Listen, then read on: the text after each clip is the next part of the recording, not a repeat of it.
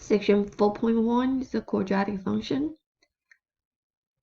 In this section, we are going to learn how to recognize the characteristics of a quadratic function, find the vertex point, graph the quadratic function, find the vertex point from the general form, and this one, find the vertex point from the standard form.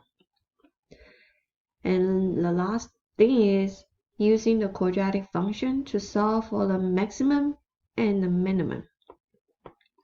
So we look at the first one, quadratic function. A quadratic function is a second degree polynomial function in one variable of the form. So that means the highest degree power of the function is power 2. So these two indicate your function on the x-axis has two solutions. You have two solutions of the x.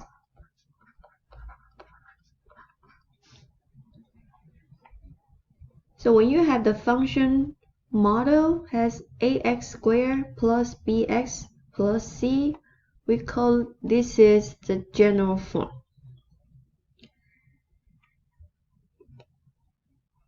The graph of a quadratic function we call it a parabola.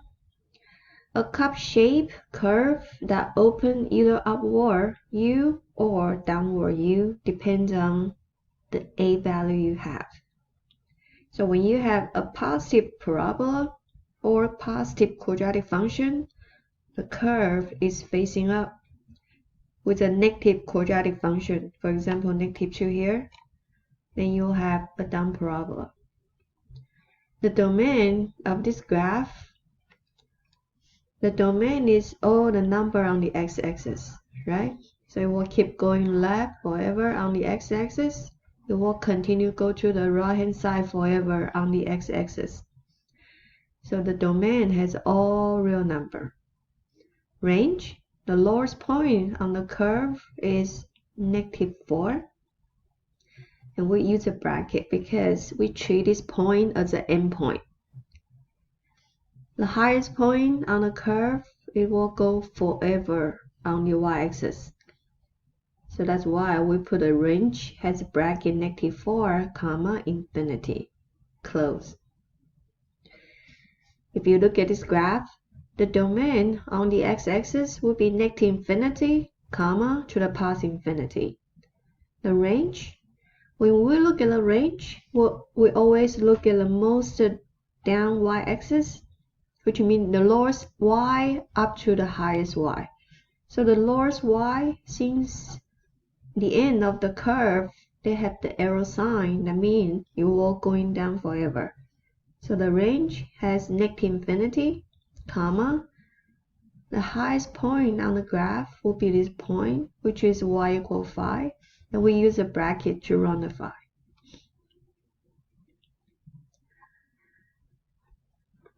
The characteristic of the quadratic function. This is a general form.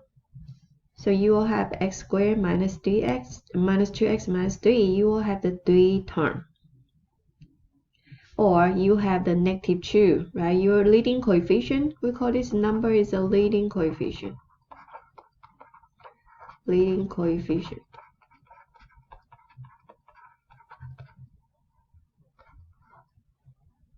Okay.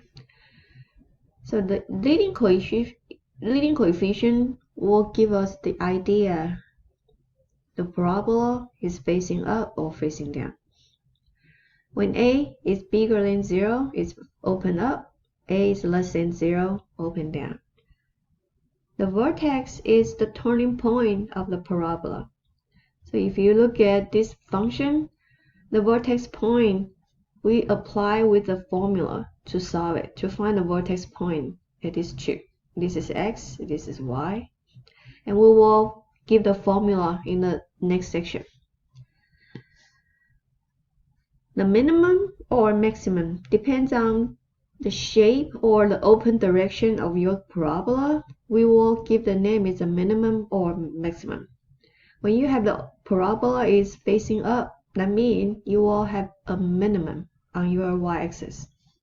When your parabola is facing down, I mean your vertex has a low as a maximum. This will be the minimum. The axis of symmetry is a vertical line that intersects the parabola at the vertex. The parabola is symmetric about the vertex line, and we give this vertex line that cut through the parabola into half and half. We call this line is the axis of symmetry. Axis of symmetry. So this is x equal a number.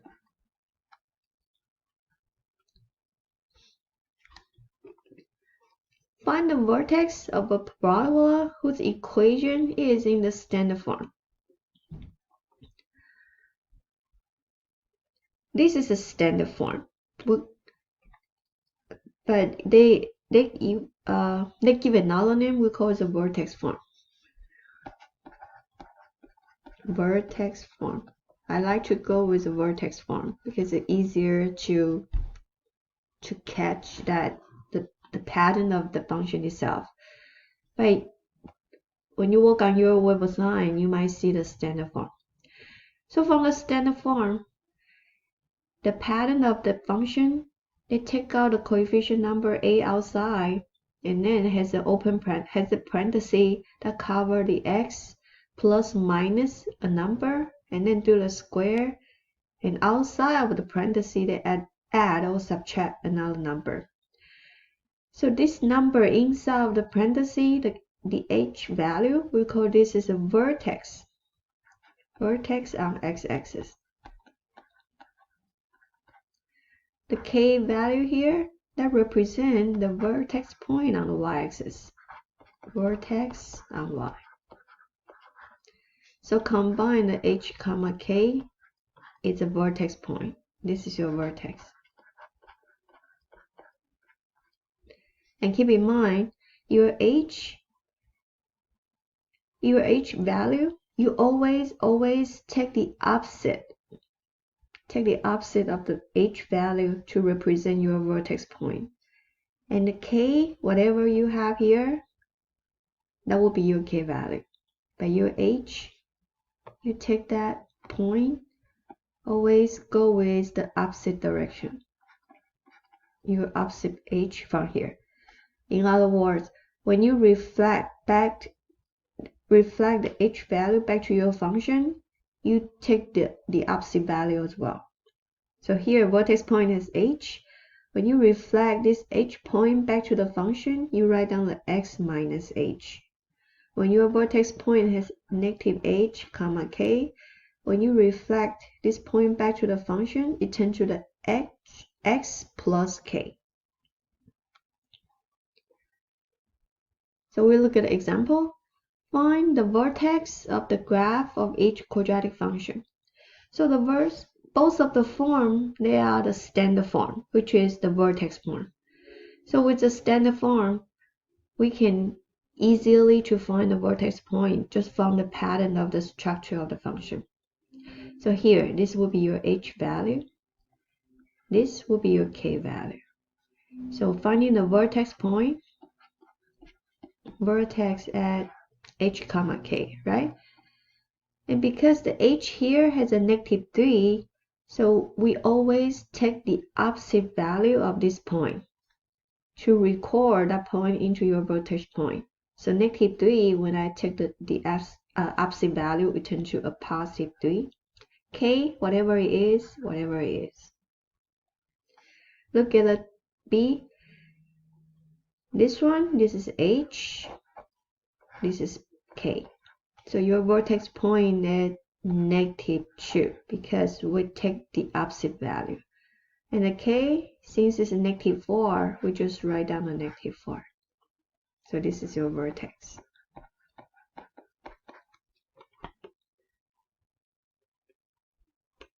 Okay. Now, let me go back to the general form. Okay. So this one, the general form of your function of your quadratic function is f of x equal ax squared plus bx plus c. This is a general form. So finding the vertex point from the general form, we go with the formula.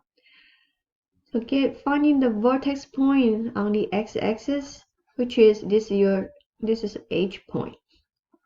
Alright, that represents the vertex point on the x-axis.